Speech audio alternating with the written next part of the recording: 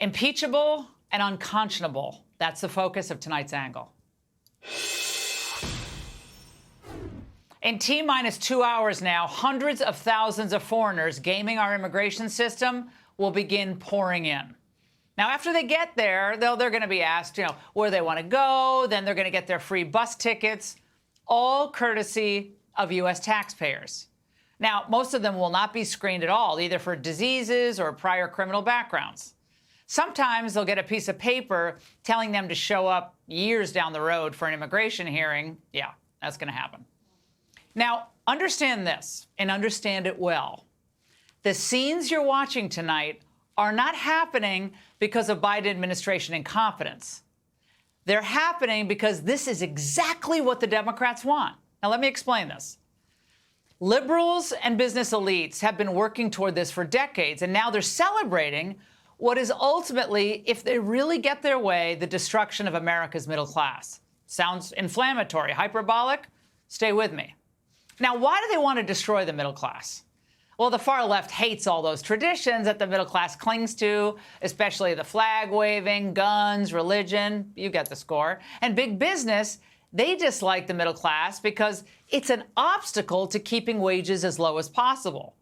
Remember, under Trump, the middle class was better off. Their median income was rising, and we had minimal inflation. But a limitless supply of low-wage workers, that's what makes business happiest and keeps America's middle class the poorest. The open borders radicals think every migrant sleeping on the ground tonight, waiting for processing, is a future Democrat voter. That's how they see them. The wealthy donors see the migrants as much-needed cheap labor. Now, it's as simple as that. If those two groups didn't want this to happen, Biden wouldn't have done it. Because of what they've done, an untold number of Americans will not just lose jobs, but lose their lives. For these globalists, though, it's all collateral damage. They don't care. As long as they get to hold on to power and get rich, that's all that matters. And the justifications that are being thrown out there all day long in the cables to justify Biden's American sabotage, what were they? Well, they're as predictable as they were unpersuasive. Oh, they'll do jobs that Americans won't do. Those folk who are coming across are the ones who are helping to put food on our table. Without them, we're not able to eat. Wait. Oh, really? Because in 1980, when I was in high school and we didn't have an open border, somehow we managed to have food in the stores and food on the dining room table in Glastonbury, Connecticut, where I lived. And how do they do it in Australia and in France and Japan? They don't have open borders. And yet somehow they almost always have vegetables and fruit and meat in their grocery stores. Now, migrant farm workers who come and go during the seasons, well, that's an obvious solution to something we once did very efficiently, right? That worked. But that's not what we're doing here. Democrats want millions and millions to come here and never leave, and frankly, never have any bargaining power. And now I'll take cabinet secretaries who most deserve to be impeached for 200, Alex. I want to be very clear. Our borders are not open. We removed, returned, and expelled 1.4 million people last year. Ask those 1.4 million people if they think the border is open. I bet they do, because they just turn around and then they come right back in. Now, Mayorkas is just following orders, of course, and the orders aren't coming from Biden. He's barely there. The sheer volume of humanity being shipped into the interior part of the United States, once they make their way across the border, that's what makes this scenario tonight different. You've spent a lot of time down there. I mean, you've noticed a significant change from months past.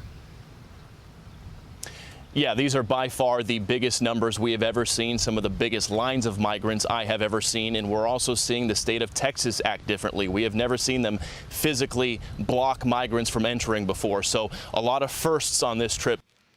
Now, how many working-class Americans voted for this?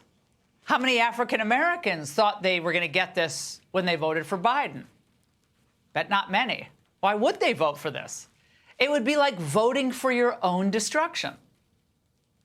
So how is this not a threat to democracy from those who claim to be the big guardians of it? Democrats have created dangerous conditions for the migrants themselves. Many of the women have been trafficked. Many of the children have disappeared into modern-day slavery. And this will be a guaranteed financial calamity for American cities like New York and Chicago, and for suburban schools and hospitals that are already being stretched to the limit. But Biden and the gang, they don't care. They don't really even like you at this point. They just use you, and then they lie to you. We prepared for this moment for almost 2 years, and our plan will deliver results. Our current situation is the outcome of Congress leaving a broken, outdated immigration system in place for over 2 decades, despite unanimous agreement that we desperately need legislative reform. Liar, liar, pantalones on fire. Funny.